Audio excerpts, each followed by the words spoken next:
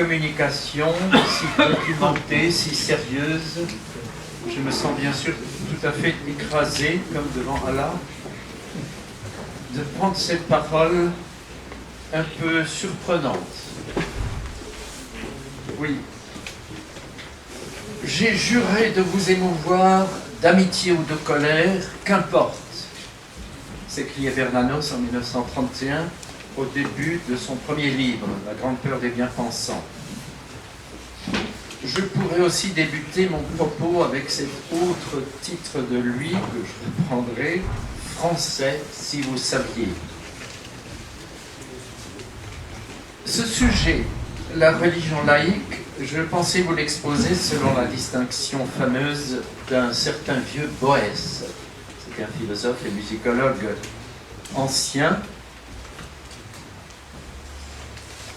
Juste distinction fondamentale, naturelle, comme celle des trois ordres de Pascal. Et je l'utilise souvent. Mais c'est Bernanos que je citais à l'instant, qui, en préparant cette causerie, revenait tout le temps devant moi. Nous verrons pourquoi. Nous vivons surtout ces derniers mois, ces dernières semaines, ces derniers temps, dans un univers de catastrophes humaines et naturelles permanentes, graves, mondiales. De quelque côté qu'on se tourne, on n'entend que fracas de guerre, horreurs terroristes, exactions, et soudain maintenant, tout récemment, des tremblements de terre, des tsunamis qui viennent encore ravager le monde. Oui, ajoutons-y les pollutions, les scandales de malfaçon et toutes les disgrâces qui nous assaillent en ce moment. Je crois que Shakespeare avait raison en s'écriant dans une de ses pièces « Il y a quelque chose de pourri au royaume du Danemark », n'est-ce pas? En quoi le thème de la laïcité de la religion a-t-il sa place dans un tel tableau? Est-ce qu'il jetterait une lumière en ce domaine? Éclairerait-il si peu que ce soit cette situation? Oui, cela peut paraître un peu étrange et déplacé, son rapport. À quoi je répondrai que le niveau des débats actuels, des réflexions, sauf dans ce colloque qu'on fait sur les événements, m'indispose toujours par une tare un peu congénitale, c'est toujours un peu à ras de terre, c'est toujours rationnel, c'est toujours logique, enfin illogique très souvent. Ça reste toujours à l'étage inférieur, je pense à ce que débitent les médias, les discours, sans monter à l'ordre, au deuxième étage de Pascal, l'ordre des esprits, c'est-à-dire la véritable intelligence, ce que mes prédécesseurs ici ne cessent de faire dans leurs analyses. Ne parlons même pas du troisième ordre, celui des vérités spirituelles éternelles, auquel j'espère peut-être faire monter mon propos si j'arrive à la fin. Donc c'est ce troisième niveau que j'ambitionne d'atteindre. J'espère vous y entraîner, et cela en parcourant les différents étages de la question citée tout à l'heure. D'abord un tableau ô combien succinct de ce qui est, de ce qui se voit, de ce qu'un œil impartial et averti constate. Donc, si vous le voulez, un état des lieux actuel, sommaire, bien sûr. Ici, ce serait la présence par évidence. Boès, selon cette distinction que j'aime utiliser, parlait de 4 modalités d'une réalité pour être présente. Il parlait de la musique en particulier, par évidence, par transparence, par résonance, pardon, par évidence, par transparence, oui, par latence et par résonance. Donc, si vous voulez, par évidence, que se passe-t-il? Que voyons-nous? Que constatons-nous? nos scientifiques actuels prouvent que tel phénomène astronomique, zoologique, anatomique, pathologique trouve sa cause loin en arrière, pas dans l'immédiat forcément. Et dans tel phénomène qui est passé souvent inaperçu auparavant. Notre culture biblique nous persuade de son côté que toujours ce qui arrive à une génération donnée s'explique par une faute commise antérieurement. Les pères ont mangé du raisin vert et les dents des fils sont agacées, disait Jérémie. Eh bien, je constate, étant en train de vous exposer ma croyance que la réalité laïque constitue la cellule initiale, le point de départ lointain et trop inaperçu d'habitude de bien des disgrâces, des malheurs et des maux qui nous accablent aujourd'hui. Alors, par évidence, que dis-tu de toi-même, demandaient un jour les pharisiens à Jésus. Que veut être le dogme laïciste? Que veut-elle être la laïcité? Comment se définit-elle elle-même? Le père Enfantin et les Saint-Simoniens: nous allons changer le monde, mettre fin aux réalités rétrogrades, au monde ancien, au siècle d'obscurantisme, à tout ce qui est vieillerie, désuet, dépassé. C'est ça qu'on annonçait au départ, n'est-ce pas? Alors, il s'agissait, pour les débuts de cette religion laïque, de limiter le pouvoir de l'Église. D'abord dans les affaires temporelles, combattre le cléricalisme, disait-on, séparer le temporel de la sphère religieuse, être neutre entre les différentes confessions, qui ne sont qu'affaires privées. Donc se vouloir au-dessus de la mêlée. Je reprends le titre d'un livre de Romain Roland que vous connaissez. Les religions divisent, elles sont cause de guerre perpétuelle. Donc la laïcité est tolérance, facteur de paix. C'est l'ouverture, alors que la religion enferme dans une étroitesse. Oui, certaines le font, nous venons de l'entendre dire. Il faut mettre fin au fanatisme, proclamait-on, à l'obscurantisme, à l'impérialisme de la croyance, pour nous ouvrir largement les portes, à la science. Science, donc la connaissance véritable, objective, à ce que l'homme a déclaré réel, juste, et non ce qui lui est imposé de quelque part en haut.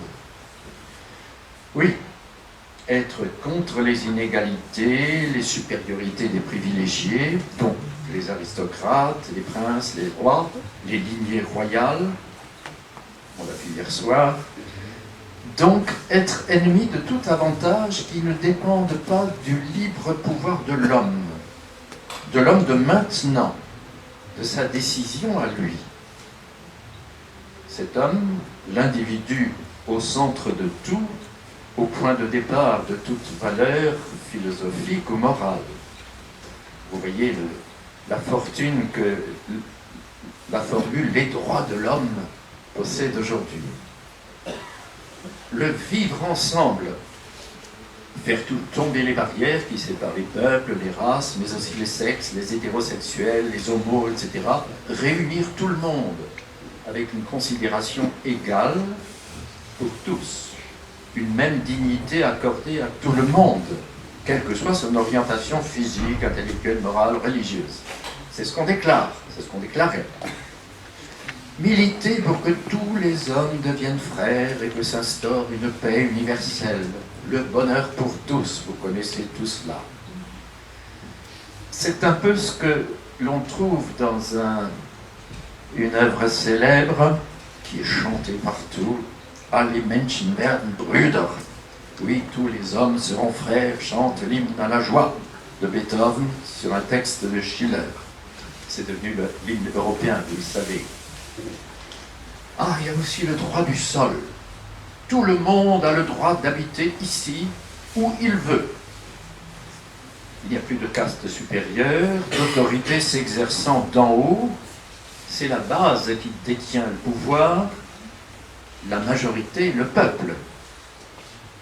Plus encore, mieux encore, puisque ça vient après, tout le monde peut profiter de tous les biens ou avantages d'autrui. Par exemple, on nous répète aujourd'hui que tous les couples ont droit à avoir des enfants. Les célibataires, etc., les lesbiennes. Oui. Curieusement, on dit aussi que tous les enfants ont droit à l'instruction, à l'école, à l'université. Donc le droit de réussir, socialement, financièrement. Oui. Supprimer l'échec, toute mise à l'écart. Voilà, la laïcité nouvelle. Le mondialisme, quant à lui, veut effacer les limites entre les pays, les prétendues identités qui enferment, séparent artificiellement les hommes, les empêchent de se rassembler, donc sont un obstacle à ce mondialisme qui semble le dogme premier aujourd'hui aux frontons de nos institutions. Oui, l'instauration d'un dénominateur commun généralisé. À côté de cela, favoriser les échanges, puisqu'il n'y a plus de barrières, plus de transcendance, plus rien, favoriser les échanges. Donc le commerce mondial. Oui. Ah, l'écologie. La protection des animaux, qui sont les égaux des hommes, puisque nous sommes leurs frères. Et qu'ils sont nos ancêtres, nos frères consanguins. Ils possèdent, on s'efforce de nous montrer que les animaux ont une intelligence, des facultés que la science moderne et elle seule découvre peu à peu, etc. Alors, quel est le résultat de cette postulation? Cette liberté que la conception laïque voulait instaurer, quel fruit produit-elle? Je reprends ici un titre de Bernanos, c'est un de ses livres, La liberté, pourquoi faire? Oui, la laïcité n'est pas qu'une attitude, une problématique, un état de choses qui se manifeste dans et pour la réalité religieuse, une aimable revendication d'indépendance par rapport au dogme et à la discipline imposée par les églises.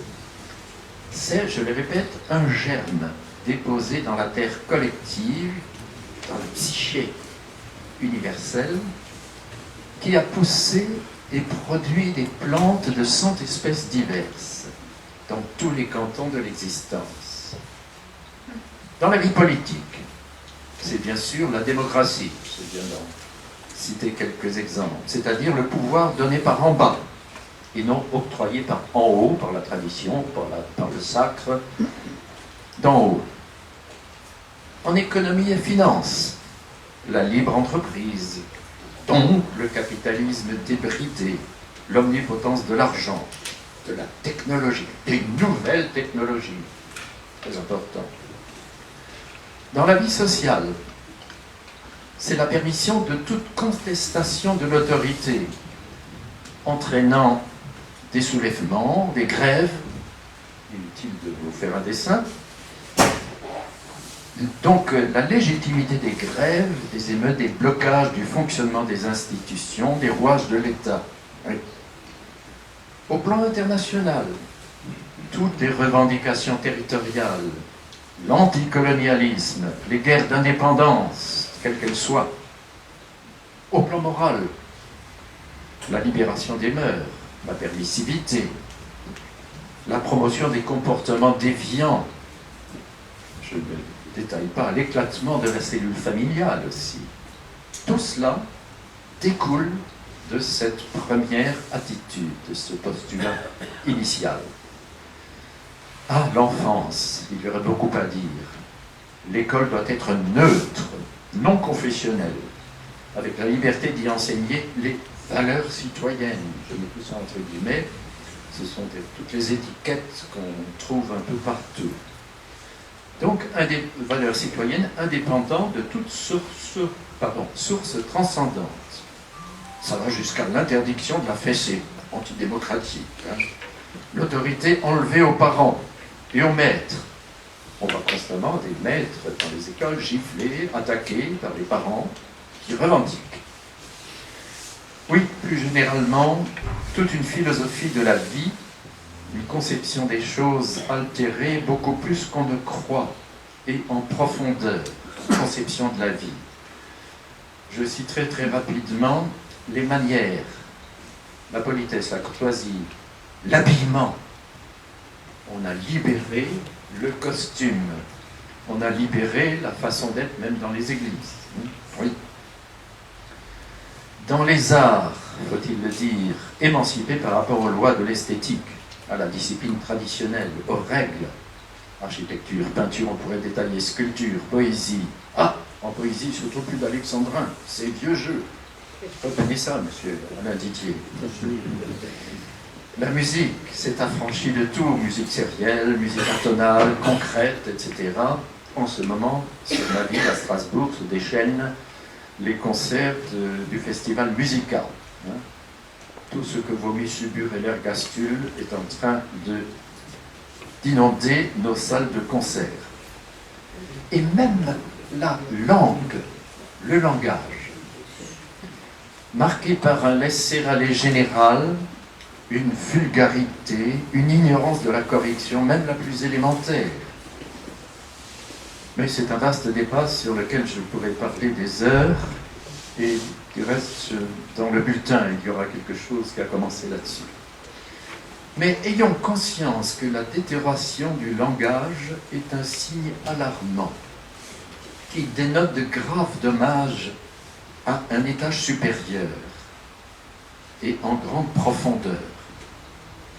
Voilà.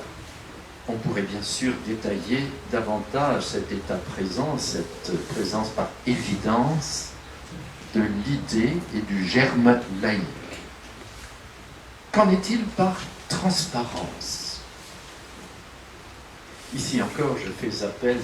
En préparant je vous ai dit que je pensais, je ne sais pourquoi d'abord, à Bernanos, et j'ai revu tous ces livres. Chacun de ces titres correspond à une de nos parties. Ici, ce serait le crépuscule des vieux, livre de Bernanos. Qu'est-ce que la religion laïque en réalité? Tableau historique est à présent. Comment s'est constituée cette religion laïque? D'où vient-elle? Quelle fut sa genèse? Dans Littré, nous lisons que laïkos, en grec, c'est du peuple, qui concerne le peuple. Laos, le peuple, dans cette langue. En outre, le sens de profane. Clérikos, c'est l'inverse. Clérikos, laïkos. Ça a donné en latin laicus, qui veut dire commun, ordinaire. Est-il alors surprenant qu'en grec, on ait employé le verbe laikazo pour dire se prostituer? Toujours cette idée de décomposition, de baisse de niveau. On trouve dans l'histoire, chaque fois que le mouvement d'insoumission envers quelque autorité jugée insupportable se produit, on trouve cette revendication, cette idée. Au Moyen-Âge, la Ligue des vilains, la révolte des croquants, peut-être comme chez les Romains, la révolte de Spartacus, n'est-ce pas? On se révolte, on refuse une soumission, une chose considérée comme injuste. Surtout la réforme protestante. 1517, vous savez que nous sommes à une date anniversaire. Et puis Henri VIII en Angleterre, 1534, il y a eu ce qu'on appelait la doctrine du laïcisme en Angleterre, et notre renaissance, globalement, retour au paganisme, sous les traits de humanisme, mettre l'homme au centre de tout, mais principalement dans notre histoire à nous, le XVIIIe siècle, lors des prétendues Lumières.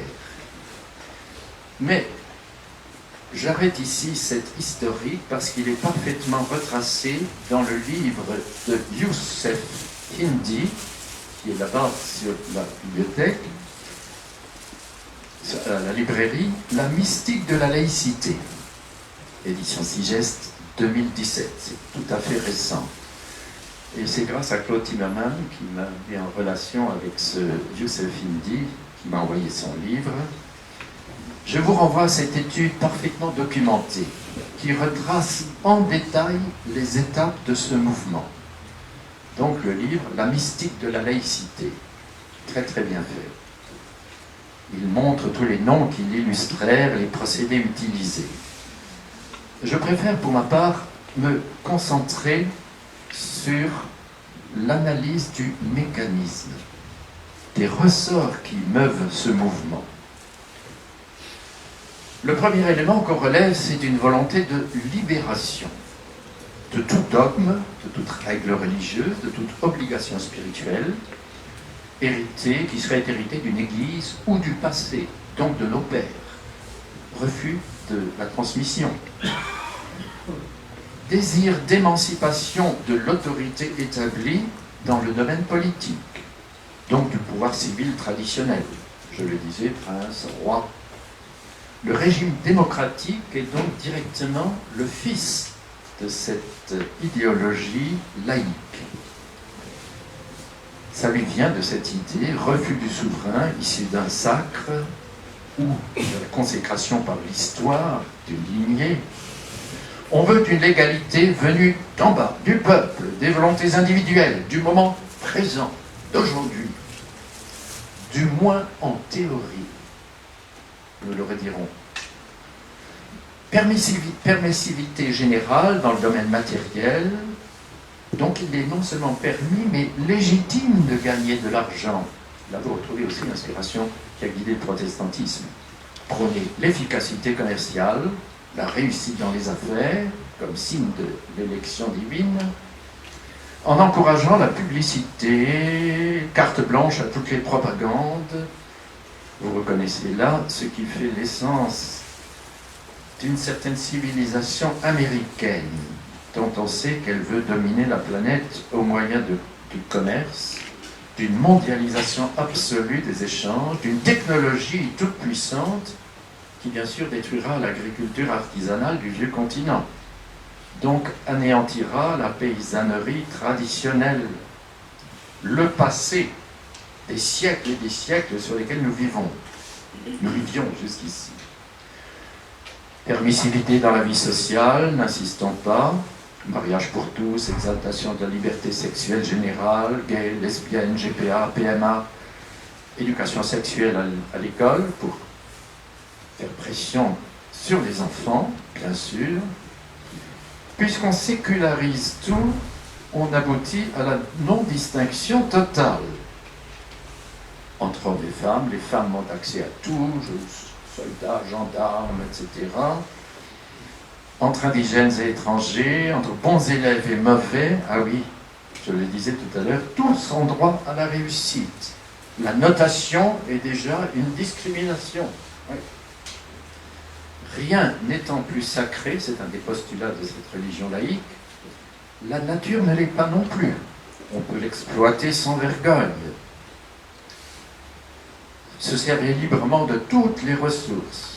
Résultat, vous le savez suffisamment, pollution généralisée qui s'aggrave chaque jour. Il y a d'ailleurs, on voit de plus en plus, on entend des réactions, des mouvements, des refus. Oui, affirmons-le, la destruction des paysages, l'extinction des villages, de la vie naturelle à la campagne est une conséquence de l'idéologie laïciste, elle aussi.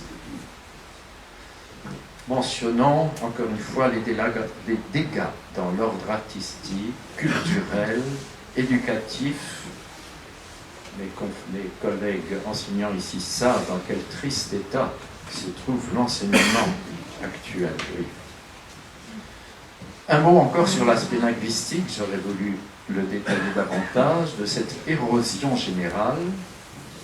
Alors qu'avait cours dans le collège de ma jeunesse une manière de vénération quasi religieuse pour la pureté, la correction de la langue, on assiste aujourd'hui à cette dégénérescence générale du langage, pareil au débraillé des tenues vestimentaires dans nos rues. L'autre jour, encore cet été, en voyant un homme à barbe blanche, cheveux tête vénérable, en short, les jambes poilues dans des baskets, dans un buste de Budapest, ça m'a quand même indigné. Oui, on a laïcisé le français, raboté toutes les finesses, éliminé toutes les interdictions précédentes, les élégances, les altitudes d'un idiome noble, qu'on accuse d'être élitiste, aristocratique. Vous connaissez là le venin de l'insoumission générale. Donc, langage devenu canaille, ravalé au niveau le plus bas, à ras de terre. Submergé en outre, investi totalement par le baragouin anglo-américain, qui s'insinue partout, dans toutes nos phrases, tout le langage quotidien. Ce n'est pas innocent. Voilà où mène l'affranchissement de toute norme, d'abord religieuse, morale, puis étendue à tous les cantons de la vie.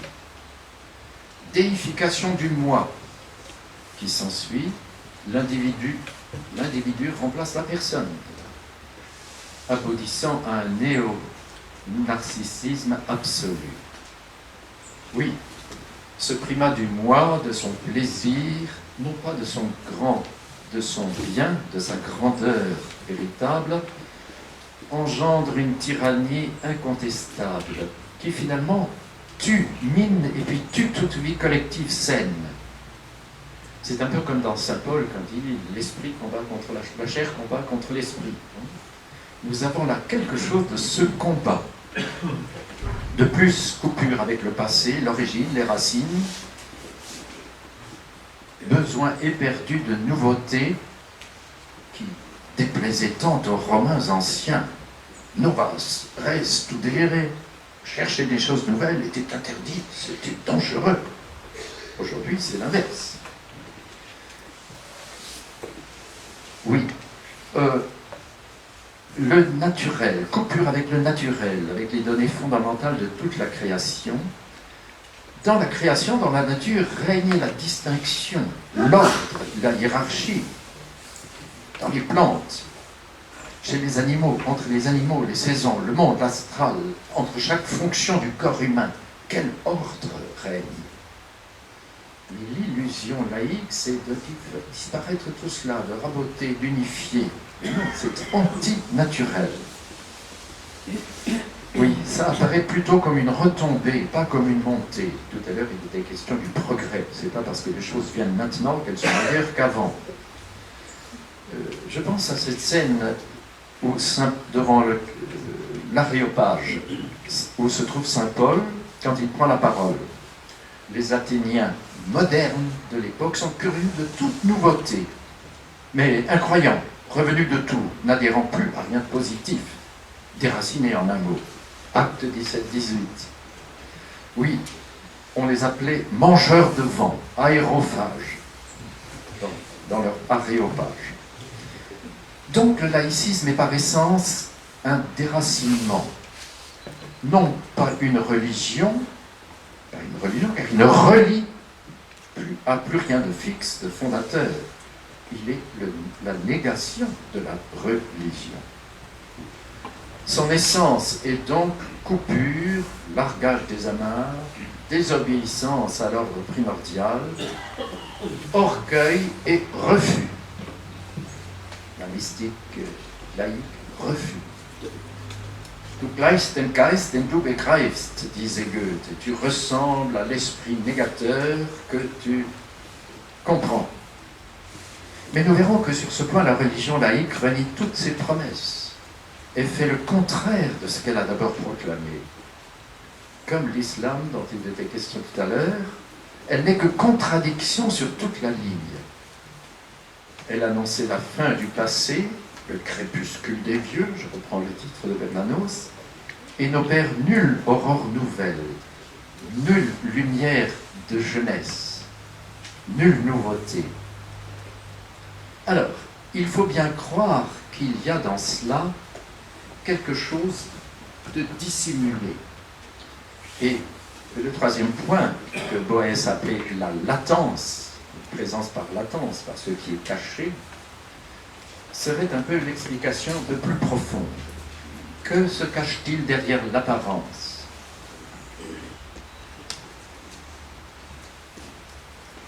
Ce que cachent les affirmations proférées par les promoteurs de la croyance laïque, car ce qui est dit ou vu publiquement n'est jamais le but poursuivi, ni le mobile qui dicte les agissements en question.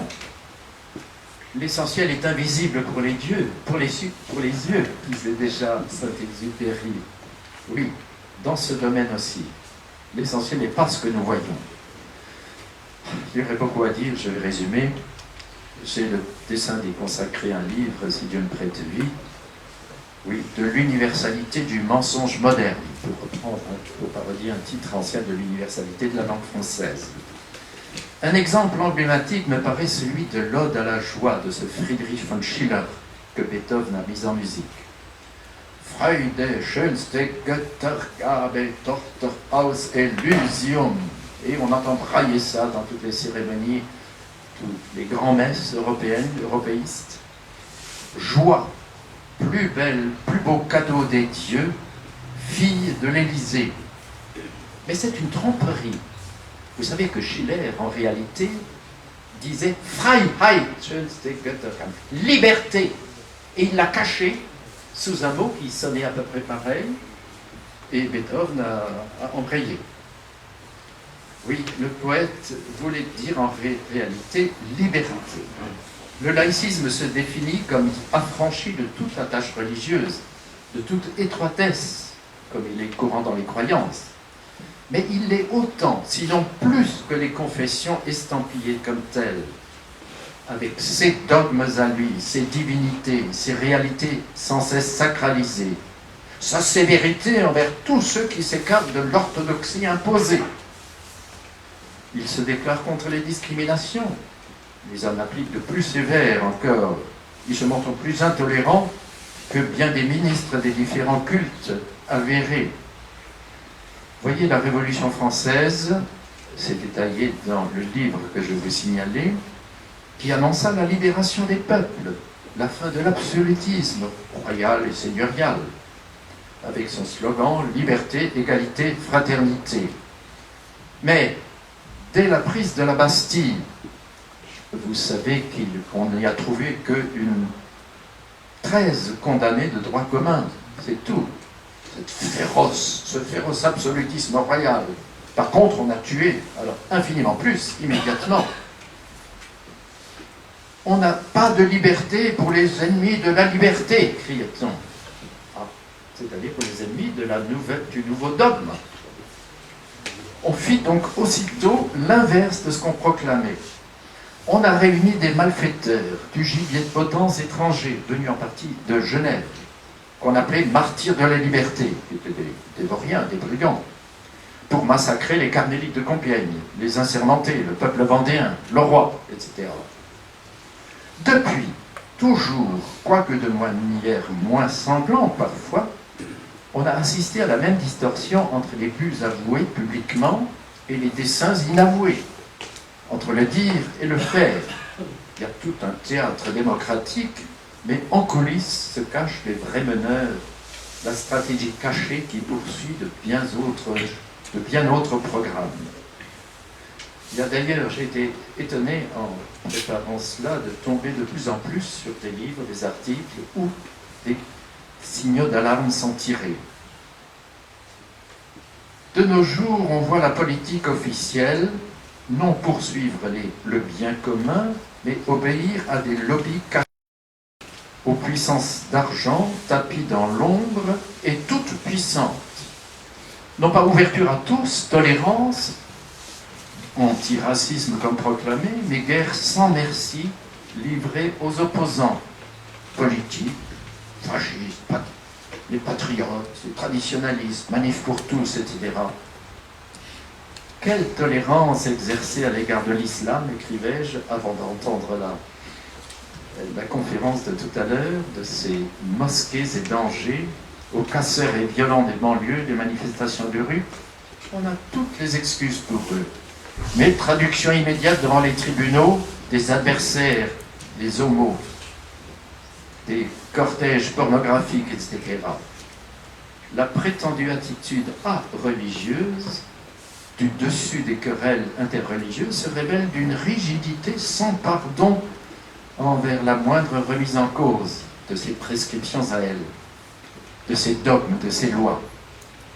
Du moins quand cela vient du côté des milieux classiques. Oui. Donc, le mensonge est consubstantiel à tout cela. Comment débrouiller cet embrouillement, se demandait Pascal. Et nous, comment expliquer cet état de choses? C'est que tout le pouvoir réel de la prétendue démocratie libérée est détenu non par les dirigeants publics visibles, élus, mais par des maîtres de l'ombre. Bien sûr, les oligarques de la finance, les puissances économiques, industrielles, ça c'est connu et c'est souvent dénoncé. Mais ce qu'on ne dit pas assez, c'est que ce n'est pas là le dernier échelon du pouvoir et qu'il faut chercher plus loin, plus caché. Derrière cette seconde façade, il en est une autre. Forces occultes, véritables maîtresses du jeu, tireuses des ficelles, dictant leurs ordres par-dessus les frontières des partis, des églises, des cloisonnements publiquement affichés. Oui, il faut le dire, c'est la franc-maçonnerie aux effectifs ahurissants en nombre.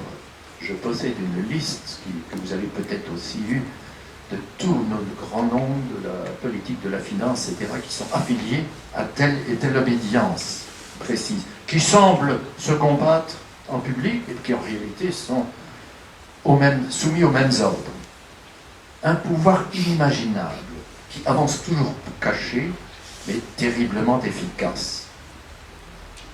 Certes, beaucoup le savent vaguement, mais ne se renseignent pas plus avant. Il y aurait beaucoup de choses à dire.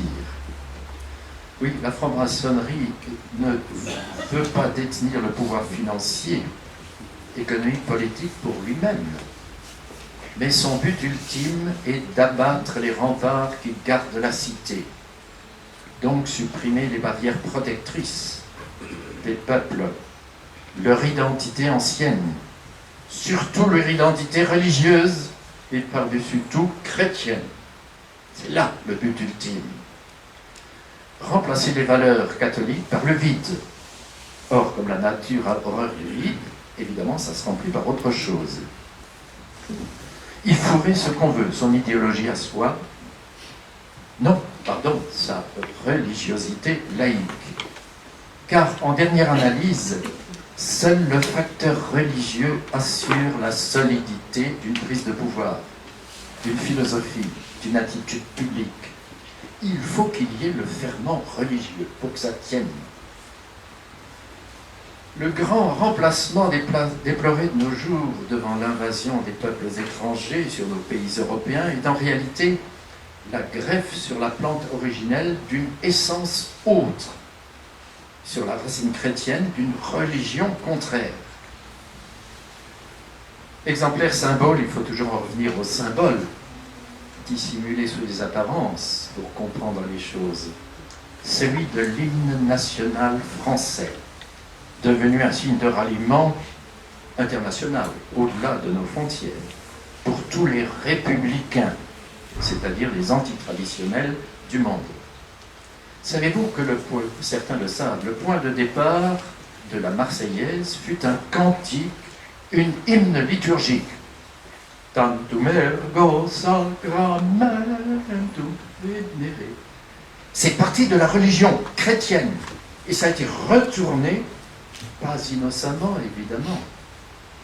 Alors donc toute une source de poésie religieuse, de force religieuse inversée, s'est déversée dedans. Cette Marseillaise, quand elle résonne, me paraît toujours un chant blasphématoire, de révolte. Quelle autre preuve faut-il encore produire que c'est sur le socle de la croyance chrétienne que s'est édifiée, pour la renier bien sûr, la nouvelle religiosité laïque. Français, si vous saviez, titre de Bernanos, que j'ai donné à cette partie. Enfin, achevons par la modalité par résonance, disait Boès. Revenons donc plus précisément dans le domaine religieux, puisque notre thème est la religion laïque. Celle-ci est bel et bien une foi de type religieux, en dépit de ses dénégations et de ses protestations. Si nous parcourons attentivement ce qui apparaît aux regards attentifs, ce qui se trahit par résonance, justement, quels sont, donnent les gestes, les manifestations suivantes quand on donne une chic note pour les faire résonner, résonance. Proclamation de nouveaux dogmes déclarés intangibles, absolus, indiscutables, sous peine de crime de lèse-majesté. Ce sont des nouvelles tables de la loi, non plus données sur le mont Sinaï par le Très-Haut, dans le grondement, la foudre et le tonnerre, mais au ras du sol, sans doute en dansant autour du veau d'or édifié par Aaron en bas, et surveillé par des instances sévères, un tribunal ressemblant aux pires clichés qui ont cours sur l'Inquisition. Faut-il citer l'Observatoire de la laïcité, ou la LICRA, ou le MRAP et leurs 1000 succursales, c'est-à-dire les médias, les journaux et maintenant les réseaux sociaux, aux mains des lobbies pesant sur toutes les décisions, sur toutes les lois et les procès. Le plus frappant encore me paraît la propension irrésistible de sacraliser en permanence des réalités, des personnages, des attitudes. Regardez avec quel tremblement religieux dans la voix on parle des valeurs démocratiques, nos valeurs citoyennes. Vive la République, avant de dire vive la France, donc uniquement le régime.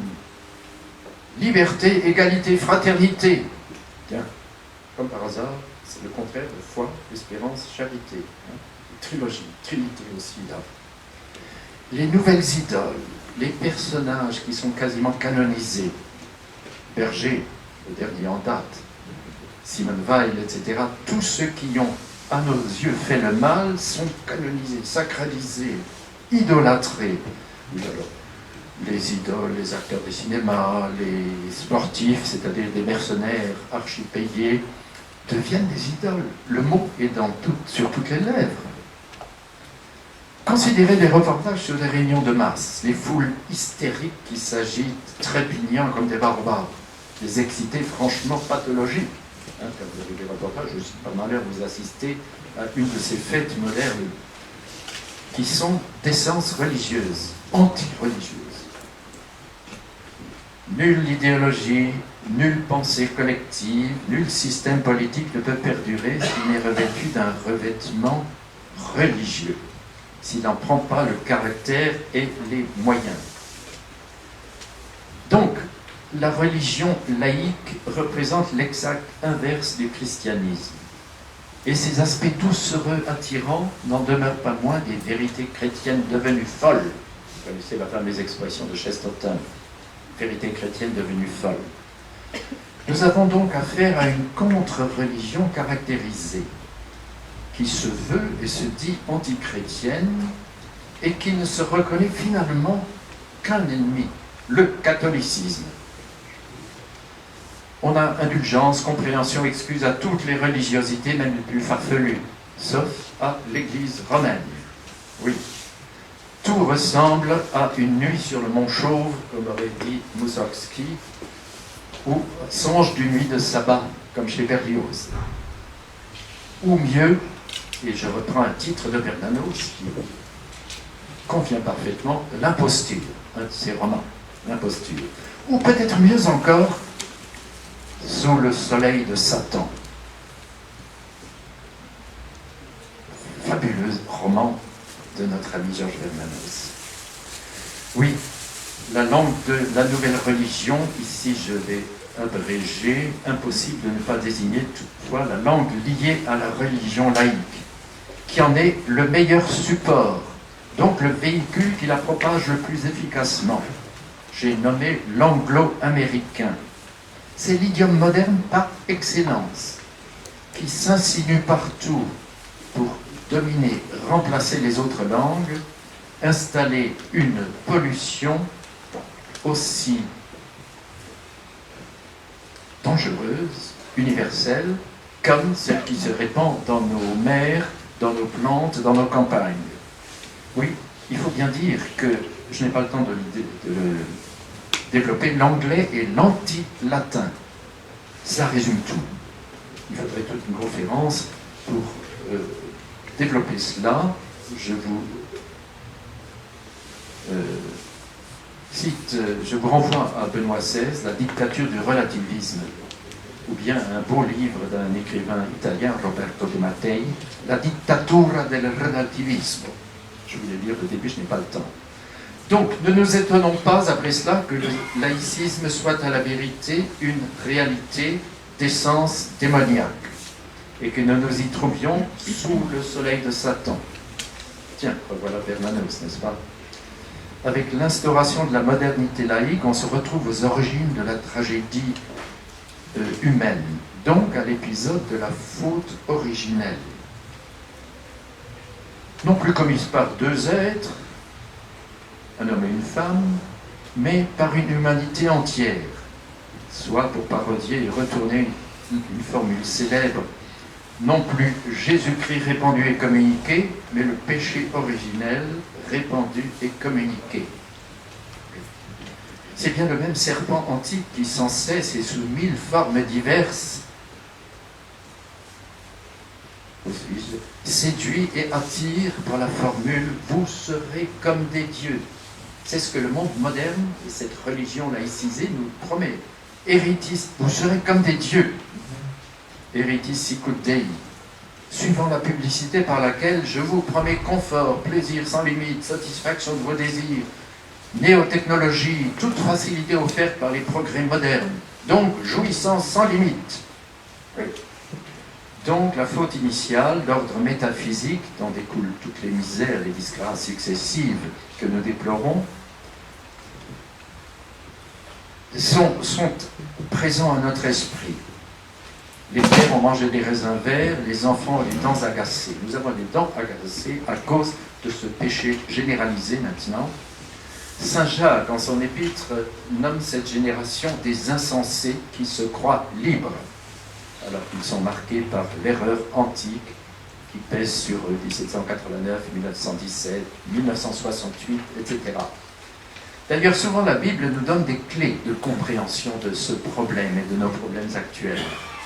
Vous voyez, par exemple, dans Osée, c'est le livre des Chroniques qui éclaire le péril des invasions,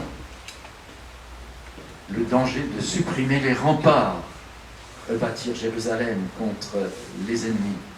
Saint Paul aux Galates dénonce les menées souterraines qu'il accuse auprès des Galates. Il y en a qui sont là, des Juifs qui viennent et qui disent « Non, non, il faut revenir à la circoncision, il faut menées souterraines », déjà en ce temps-là. Néhémie raconte la persécution subie par la tribu de Juda voulant rebâtir les murailles de Jérusalem au retour de la déportation. Persécution parce qu'on veut rebâtir. Le premier livre des rois détaille le mécanisme qui amena la sécession des 10 tribus d'Israël. Il y a l'opposition entre Roboam et Jéroboam. Relisez cela. Saisissante préfiguration du schisme protestant et du laïcisme qui en découla. Oui, contre la célébration de la négation, de la révolte, de l'insoumission, voyez première épître de Saint-Pierre, chapitre 2. Il prêche la soumission à toute autorité humaine à cause de Dieu. Et non pas la révolte, la grève, l'insoumission. La soumission. Craignez Dieu. C'est le contraire de la culture de la désobéissance qui caractérise le laïcisme. Mais voici, et c'est sur ceci que je terminerai, peut-être le côté le plus douloureux de ce sujet. Comment le poison laïque a pénétré dans l'Église. Je me tourne encore vers Bernanos et cite un titre d'un de ses livres, « Scandale de la vérité ». Oui, la pénétration est déjà ancienne. Elle a été dénoncée, entre autres, de façon vigoureuse, vous le savez, par Pie X, avec le sillon. Déjà au XIXe siècle, par Pie IX, stigmatisant le modernisme dans le syllabus 1864. Puis 10, c'était le décret Lamentabili et l'encyclique Pascendi, 1907. Oui, quels sont les effets de cette pénétration dans la néo-église? Ce fut déjà un peu l'action catholique. La JEC, sous couvert d'apostolat pour convertir le monde, on a légalisé, sacralisé en partie les milieux sociaux. On s'est confondu avec eux en se conformant à la tendance du siècle. On a gommé la séparation, la distinction nécessaire, par exemple, entre hommes et femmes, et même c'était, je me souviens, dans l'église du village de mon père, d'un côté, vous avez connu cela peut-être, d'un côté les dames, de l'autre côté les messieurs dans l'église. Oh, c'est devenu maintenant insupportable. C'est un petit signe, oui. Mais maintenant, entre mariés et célibataires, on pousse au mariage des prêtres. Un livre récent redemande avec insistance au pape d'ordonner des femmes. Il ne faut surtout plus de distinction. Or, nous savons que Marie n'assista pas à la scène, à l'institution de l'Eucharistie. Sa tâche était autre. Être mère de Dieu, devenir médiatrice universelle, devenir la reine des anges. Et elle n'était pas à la scène. La collégialité est substituée à l'autorité du pape, de l'évêque. Et les équipes paroissiales prennent le pas sur le curé. Plus subtil, l'omission des seuils, de la séparation, par exemple, entre la nef et le sanctuaire. Les laïcs viennent maintenant, franchissent cette frontière. Dans une église que je connais, même des laïcs sont debout à côté du prêtre pendant la messe, à côté, en civil. Je me rappelle aussi avec horreur ce sacristain en habit civil, en short, montrant ses jambes poilues dans des baskets et qui s'est mis à côté du prêtre avant que celui-ci quitte l'autel à la fin de la messe, c'était à Nice. Oui. Ou alors même plus subtilement, voyez, nos célébrants, même traditionnels, prêchent à l'ambon en ornement sacerdotaux d'autel. Et non pas parce qu'ils changent. D'une part, ils sont in persona Christi à l'autel, et après, ils sont les apôtres qui enseignent. Il faudrait, comme on le faisait encore dans mon enfance, enlever la chasuble et rester simplement en surplis. Oui, perte des attributions clairement distinctes. Tout est un peu mélangé. Dans le registre de la vie ordinaire, pour nous autres, on ne s'endimanche plus. Alors qu'au bureau, on s'habille correct, on se rase. Et le dimanche, on ne se rase pas. Les commerces sont de plus en plus ouverts, on se détend, s'abandonne aux travaux serviles ou sportifs. Donc on fléchit le genou, qu'on le veuille ou non, devant le monde et son prince, en dédaignant le Très-Haut, par tous ces détails, même concrets.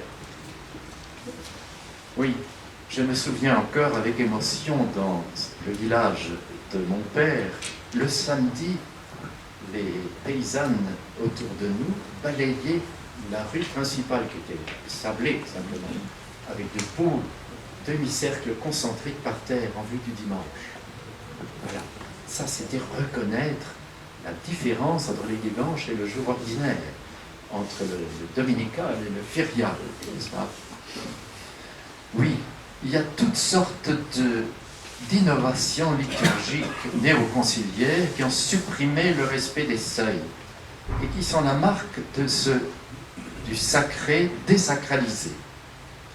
Vous savez que la racine du mot sacre, ça veut dire séparé, distinct. Donc, il faut continuer. On ne respectait plus la réalité ordinaire distincte de la réalité festive, du sacré, oui. Oui, il y aurait beaucoup à dire sur tous les vices qui marquent les offices d'aujourd'hui.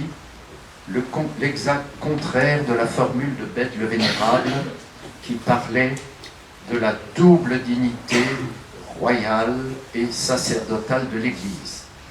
Comme nous en sommes loin. Voyez les prophéties que la mystique Anne-Catherine Emmerich a multipliées pour notre temps.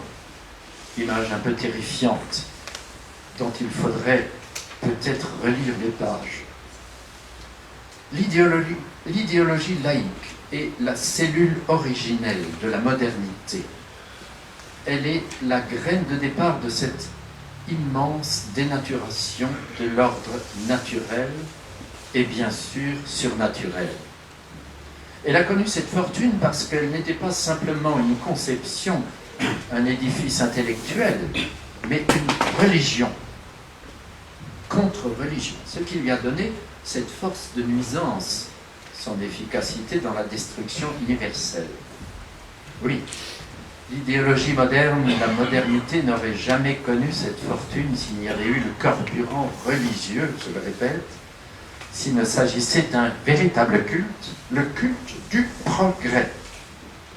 C'est la divinité devant laquelle maintenant on nous force sans cesse de plier le genou. C'est le nouveau Baal auquel on offre les sacrifices de louange et de soumission.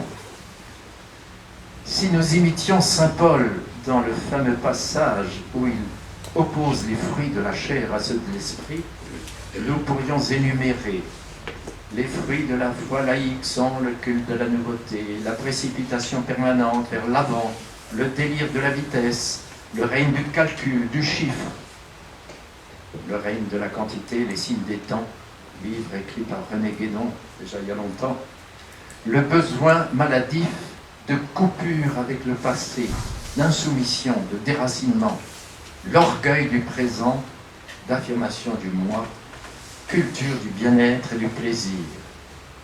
En face, il serait facile d'aligner la liste paulinienne, l'exact inverse de ce qui vient d'être énuméré. Oui.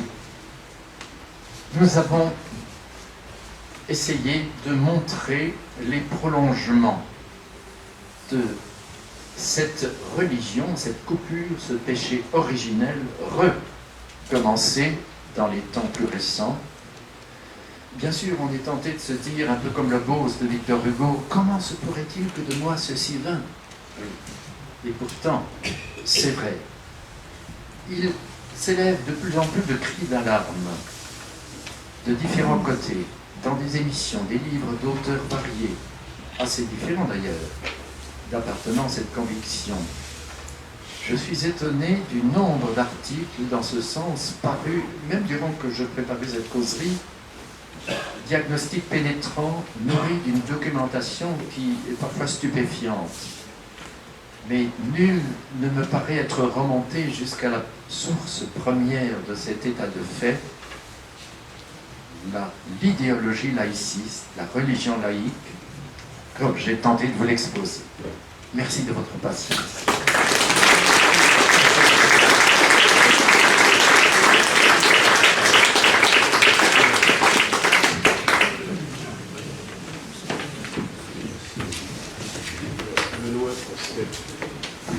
Merci Benoît pour cet exposé brillant. Nous aurions dû avoir hier un transhumanisme décrypté, nous n'avons pas eu, mais nous avons eu ce matin un laïcisme décrypté.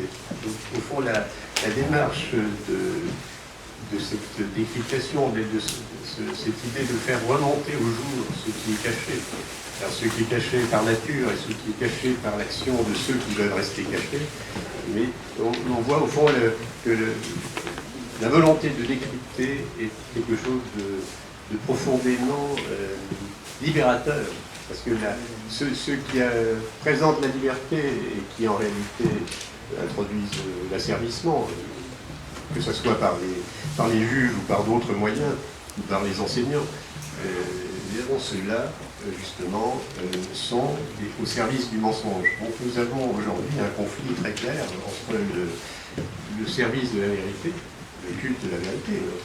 Notre culte est tourné vers quelqu'un qui a dit « je suis la vérité », et puis nous constatons en face un autre culte qui est le culte du mensonge. Bon, nous avons un petit peu de temps pour les questions, et donc alors d'une part que ce soit des questions, et d'autre part veuillez bien attendre le micro du baladeur pour poser vos questions,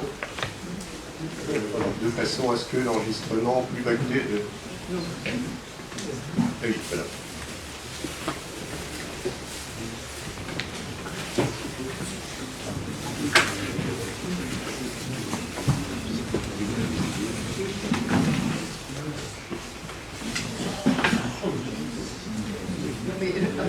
pas vraiment une question. C'est en écho, en vous écoutant sans arrêt, je pensais au livre de Vincent Payon qui pourrait faire connaître autour de nous. La Révolution française n'est pas terminée. Et justement, il dit que pour achever la Révolution française, il faut cette religion laïque, celle qu'un Régis Debray lui-même dit comme étant consubstantielle en fait à la République et qui devrait être instaurée. Mais bon. Oui, c'est tout à fait d'actualité, en effet.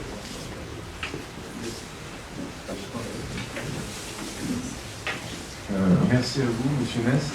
Je me demandais, parce que là vous avez fait un tableau de toute cette gnose contemporaine, moderne, et comme solution, que penseriez-vous justement de cette imitation du Christ complètement rayonnante dans la cité, qui ferait que, en plus d'être ras de terre, comme vous le disiez, on serait hors de portée, comme disait Huysmans en regardant le retard d'Isenheim. Moi je pense que cette solution face à tout ça, vous avez fait un beau tableau, mais moi ce qui m'intéresse aussi c'est les solutions. Cette imitation du Christ, mais vraiment extrême, quoi, absolue, d'amour. Que pensez-vous de cela? C'est-à-dire de changer d'étage, c'est cela? L'idée c'est de répondre à cette gnose par l'incarnation de l'amour, quoi. Donc imiter le Christ. Parce que je trouve que dans nos milieux un peu... comment dirais-je, réactionnaire, même si j'aime pas ce mot-là, parce que c'est rivalité mimétique et tout, on a tendance à s'enfermer un peu dans une tradition, alors que tout en restant enraciné, on pourrait rayonner et fleurir, se déployer comme tous ces grands arbres là autour, et illuminer le monde, quoi. Enfin, c'est pas facile. Oui, vous avez tout à fait raison. Je pense qu'il y a deux directions dans lesquelles il faut aller. D'ailleurs, en partie à votre question a été répondue déjà tout à l'heure et puis hier. Deux directions. Oui, le traditionnalisme trop souvent vécu de nos jours s'enferme uniquement dans une sécurité et dans quelque chose d'un peu médiocre. Il faudrait d'un côté qu'il y ait de grands penseurs à nouveau qui aillent chercher dans les profondeurs de l'écriture et les aspects aussi, tous les symboles. Vous voyez, je dis souvent que face à la dictature, à la religion du chiffre et du calcul de nos jours, il faudrait retrouver la numérologie sacrée. Dans la Bible, dans la vérité, les nombres, pas les chiffres, les nombres sont très importants et nous enseignent beaucoup de choses. Les anciens, encore dans nos cathédrales, mettez cela concrètement devant nos yeux. Il y a une science du nombre, de la signification métaphysique, théologique, spirituelle. La cathédrale de Strasbourg, pour ne parler que d'elle, est à 142 mètres de haut. Comment les bâtisseurs savaient-ils que Strasbourg est exactement à 142 mètres au-dessus du niveau de la mer? D'autre part, un chercheur a découvert que sur le linteau de la cathédrale, il y a jusqu'au trône du Christ, il y a une pyramide en pierre. Pyramide non pas complète, qui ressemble à celle de Khéops. Et sur cette pyramide montent des animaux, non pas du tout d'ici, mais des lions d'Égypte. Et alors il a calculé, il a fait cette découverte stupéfiante que entre Khéops et Strasbourg, si on tire une ligne, l'acropole est exactement à la section d'or entre les deux distances. Et la section d'or explique, alors, une démonstration très fulgurante, que le nombre d'or, comme très souvent, remplit toute cette cathédrale, la façade en particulier. Mais l'écriture de même, vous savez que les Juifs ont découvert la numération de la Bible aussi de façon étonnante.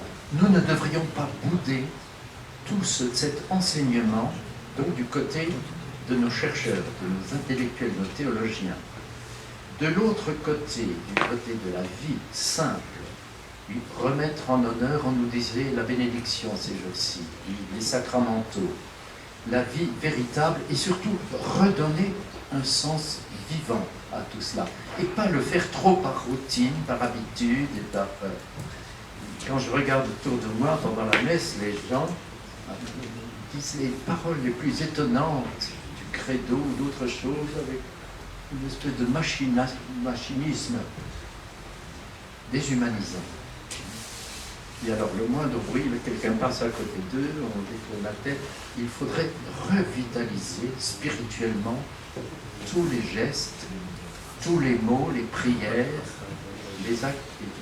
Et par exemple, respecter le seuil entre le parvis des gentils, le saint, et le saint et le saint des saints, alors qu'aujourd'hui, on n'a plus idée de cela. Bon, il y aurait beaucoup de choses à dire là-dessus. Mais vous avez raison, il faut rayonner à nouveau, à la fois dans les trois ordres de la réalité. Surtout le sel de la terre doit rayonner. Le C'est-à-dire sel de la... l'éclair. Ah oui, il faudrait qu'il y ait à nouveau de vrais séminaires, un véritable enseignement solide théologique, et peut-être aussi réapprendre aux séminaristes à prêcher et à se faire entendre dans l'Église. Le sel est affadi. Même avec leur micro, parfois, ils ne se font pas comprendre. Alors je demande, comment Saint Bernard a-t-il fait pour prêcher la croisade à des milliers de gens? Comment César, Alexandre, galvanisait-il leur troupe? Ils n'avaient pas de micro, mais haut-parleur, ils savaient parler. Déjà ce côté matériel, humain, savoir parler aux foules. Oui. Oui, nous avons entendu ce matin deux décryptages successifs, celui de l'islam et celui du laïcisme. Et nous, parmi les surprenants prolongements de la religion laïque, nous avons bien entendu la fille aînée de l'Église, la France, notre pays, et l'Europe chrétienne, confrontée à l'invasion démographique et idéologique de l'islam, chose impensable il y a encore 20 ans, même si la chute de l'Algérie avait constitué tout de même un avertissement extrêmement précis. Donc, on a au contact, et nous, en dessous, est obligés de l'accepter, le laïcisme et l'islam chez nous, dans l'Europe. Bon. Alors, nous sommes écrasés, parce que l'un appuie l'autre, notre décadence appuie l'essor de l'islam. Et pourtant, quel contraste entre l'idée des droits de l'homme telle que nous la pratiquons ou la subissons depuis 1789 et ce qu'est la société islamique, c'est-à-dire les droits de l'homme, la libération, les droits de la femme, de l'homme, etc., par rapport à l'islam, la soumission, les femmes, n'est-ce pas, voilées. Bon. Et ces deux terreurs avancent solidaires pour nous détruire. Alors, quel espoir pourrait-on attendre d'un relevé et de manifester l'opposition, la contradiction entre, justement, tout de même, les droits de l'homme, même prolongement de la religion laïque, et l'asservissement de cette fausse religion? Peut-on diviser l'adversaire en montrant à nos francs-maçons, parlons-en, à quoi aboutit leur laïcisme? Ils aboutissent à la soumission à l'islam, qui est des choses apparemment totalement incompatibles. Alors nous savons bien que finalement, depuis longtemps dans les loges, on préférait l'islam au christianisme, parce que le christianisme et le catholicisme sont l'ennemi à détruire. Mais enfin, tout de même, quel espoir pourrait-on former en développant, en illustrant l'opposition fondamentale, tout de même, entre tout ce sur quoi nous avons vécu, peut-être, bien sûr, inconsidérément, et l'apparition, l'émergence chez nous de ce phénomène totalement incroyable. Effectivement, cet aveuglement évident, manifeste, ne se comprend pas. On prêche des choses, on nous poursuit lorsque nous désobéissons à ces dogmes, et en face, on favorise ce qui est exactement l'inverse. Oui. Ce qui manque à tous ces puissants meneurs, tireurs de ficelles, c'est la clarté de Dieu, de leurs yeux. Hein. Ils ne veulent pas voir. Mais le psalmiste n'a-t-il pas prévu la chose? Oculos haben et non videbunt. C'est au futur. Ils ont des yeux et ne verront point. Là aussi, il y a une prophétie. Ils ne voudront pas voir. Il n'est pire sourd que celui qui ne veut pas entendre, il n'est pire aveugle que celui qui ne veut pas voir. Vous avez tout à fait raison, nous sommes en ce moment écrasés, et s'il n'y avait pas les promesses, surtout de la victoire du cœur immaculé de Marie sur tous ces démons, ces démonologies, nous perdrions cœur, c'est vrai. C'est un châtiment. C'est un châtiment, tout ça. La trahison de nos pères. Et là encore une fois, l'Écriture, l'Ancien Testament nous ouvre les yeux. Tobie disait bien, lui qui était parfaitement juste, il dit c'est pour nos péchés que nous avons été déportés, que nous avons été envahis par les Chaldéens, etc. Oui, châtiment, sûrement. Vous avez dit que la religion laïque se caractérisait par le fait que son seul ennemi, c'était la religion catholique. Or, est-ce qu'actuellement, on n'a pas la religion catholique qui plutôt s'allie avec eux? Mais elle s'est infiltrée, cette religion laïque s'est infiltrée dans l'Église à un point que parfois on ne soupçonne pas. Anne-Catherine Emmerich, que je citais tout à l'heure, a vu des scènes du futur. C'était en 1828, 30. Elle a vu des évêques et des cardinaux qui étaient gagnés par l'ennemi. Et alors, une vision en particulier, l'église, le sanctuaire était complètement détruit, sauf le sanctuaire là. L'édifice, la nef, sauf le cœur. Et là-bas, Marie a mis son manteau par-dessus.